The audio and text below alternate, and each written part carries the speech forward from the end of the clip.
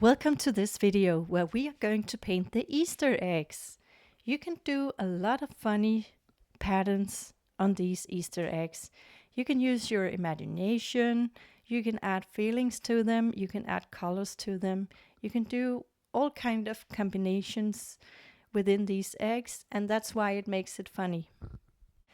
My name is Mette Hansgaard, and I'm so pleased that you are joining this class today, and I hope you will enjoy this watercolor class. This is one of several in a serial, so if you didn't see how to paint the first layer, you should see the video I did before this video. Now we have painted the first layer in our eggs, and now I can use my colors from my watercolor box to make decorations on the eggs. You should use a brush number 6, and then you add almost dry watercolor from your box on your brush. Then you use the brush to make the decoration on the eggs. I don't make it wet now because then my color will blur into the egg and will flow out, and then I cannot control my color. So instead I'm using very dry color, and then I can add a tiny dots of water on it to make it lighter some places. And in this way you will get light and shadow inside your picture and build it up in many ways. In the first egg I used dots and lines. In this second egg I'm using only lines. I'm moving them from side to side and I'm following the shape I'm painting. So if the shape is round, I should also make a curve into the line so that the curve is not linear but more curved instead. Every time you shift a color, you should clean it in the water.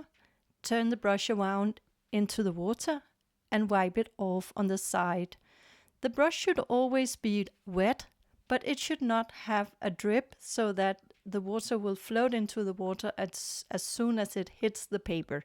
So you have to use very little water, and then you place it into the bucket of water, and then you place it in the color so the color is wet, but you have to be careful that there is not too much color or water on your brush while painting these eggs when you are going to decorate them with watercolors.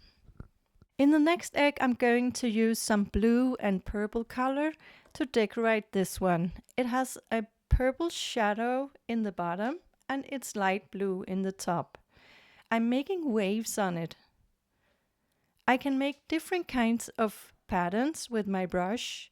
I can just use my intuition while painting, or I could try and make a sketch before doing it.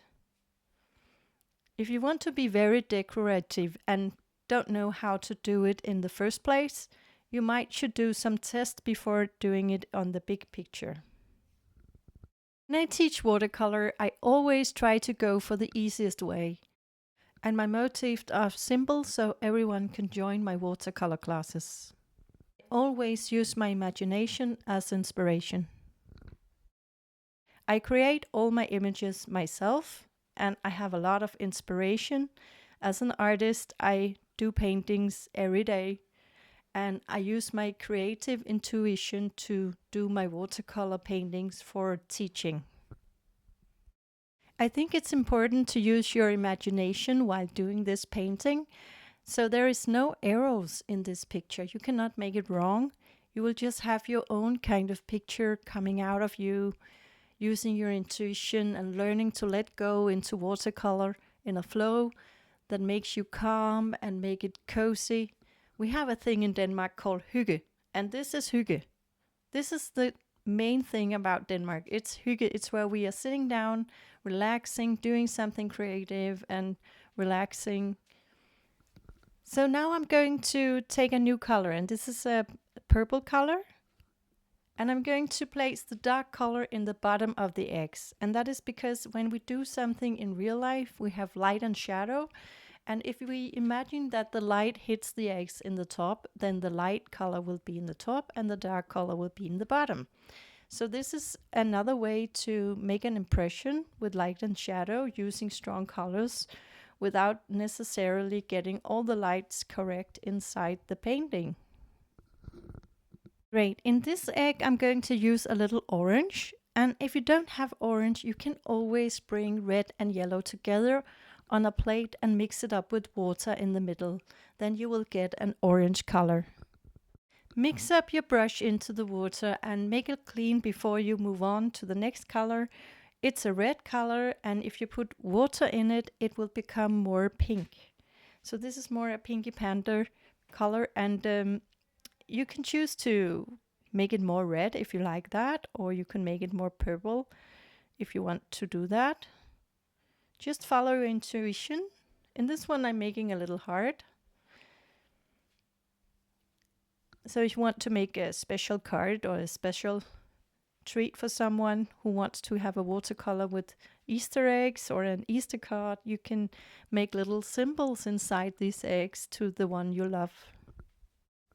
Stay tuned, because now I have a little tips and tricks for you. When you do dry watercolor painting on something you already have painted, you can always make several layers.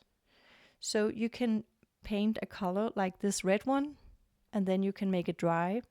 And then you could take a darker color, for example purple, and make new decorative lines on top of that one.